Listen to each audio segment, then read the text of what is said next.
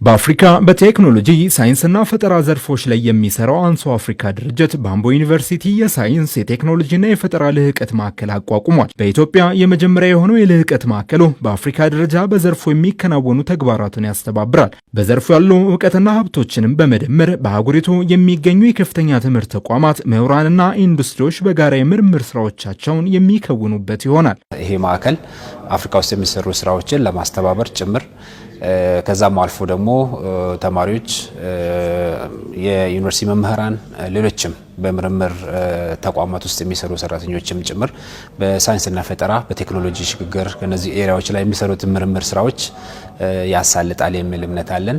ለሀገራችንም ትልቅ ፋይዳ ይኖረዋል። በዛው ልክ ለዩኒቨርሲቲያችንም ደግሞ የበለጠ እየሰራን ያለነውን የምርምር ስራ የበለጠ አጠናክረን እንድንሄድ እድል የሚሰጠን ነው ማለት ነው። በጋራ ምርምር ኮንፈረንሶችን ወደዚህ አገር እንዲመጡ የአፍሪካ ማዕከል መሆኑንም እንደገና የኢትዮጵያ የፖለቲካል ካፒታል ብቻ ሳይሆን በሳይንስም የአፍሪካ ማዕከል ወደ መሆን እንድትሸጋገር አንድ አስተዋጽኦ የሚኖረው አንዱ ይሄ ሊሆን ይችላል ብለን ነው የምናስበው። የአንሶ ድርጅት በአፍሪካ የቴክኖሎጂ መሰረተ ልማቶችን ለማስፋፋት፣ የትምህርት ጥራትን ለማረጋገጥ እንዲሁም በቂ የሰው ኃይልን ለማፍራት ይሰራል። የማዕከሉ መመስረት የቻይና አፍሪካ የሳይንስና ቴክኖሎጂ ትብብር መስክ አዲስ ስኬት ብቻ ሳይሆን የቤልት ኤንድ ሮድ ተነሳሽነት በሳይንስና ቴክኖሎጂ ዘርፍ የሚከውነው ጉልህ ተግባር ስኬት ጭምር ነው። በሁላችን የተቀናጀ ጥረት ማዕከሉ የቻይና አፍሪካ የሳይንሳዊ እውቀት ሽግግርና ትብብር ድልድይ እንደሚሆን እምነት አለኝ። ከዚህ ባሻገር ለአፍሪካ ሀገራት ዘላቂ ልማት አዲስ አጋዥ ኃይል ሆኖ ያገለግላል።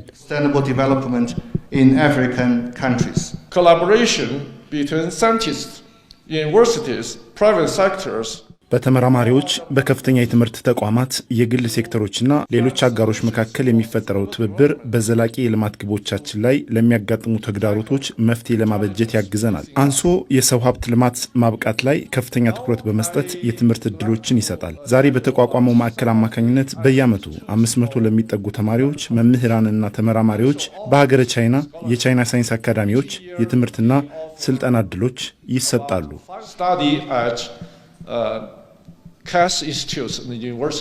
የዚህ ማዕከል እውን መሆን ኢትዮጵያ የሳይንስና ቴክኖሎጂ ልህቀት ማዕከል ለመሆን የጀመረችውን ጉዞ ከማፋጠን ባሻገር የከፍተኛ ትምህርት ተቋሞቻችን ወደ ዓለም አቀፍ ተቋምነትና የምርምር ማዕከልነት የሚያደርጉትን ሽግግር ያሳልጣል። የኢትዮጵያን ኢኮኖሚና የማህበረሰቡን ህይወት ኑሮ መለወጥ እንዲችል ምርምርን ወደ ተግባር፣ ወደ ችግር መፍታት፣ ወደ ስራና ፈጠራ በማምጣት ሀገሪቱን የሚያሳድግ ስለሆነ ከኛ ከዚህ ከሪፎርም አንጻር ትልቅ ስፍራ የምንሰጠው ነው ማለት ነው።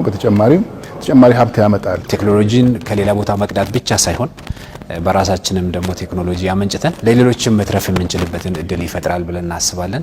ለዛ ደግሞ በጋራ መስራት፣ ሪሶርስን በጋራ ሀብቶችን በጋራ አምጥቶ ሰርተው ለሀገር አልፎም ደግሞ ለአህጉር የሚተርፍ ስራን ለመስራት ያለመ ከመሆኑ አንጻር በትብብር የሚሰሩ ስራዎችን ያጠናክራል ብለን እናስባለን። የልህቀት ማዕከሉ ኢንዱስትሪዎቻችን የተሻለ ቴክኖሎጂን ተጠቅመው ለዓለም የራሳቸውን አስተዋጽኦ እንዲያበረክቱ ያስችላል። ያሉት ኢንዱስትሪዎች የተሻለ የሰው ኃይል ብቃት ያለው የሰው ኃይል ማቅረብ እንድንችል እድል ይፈጥራል።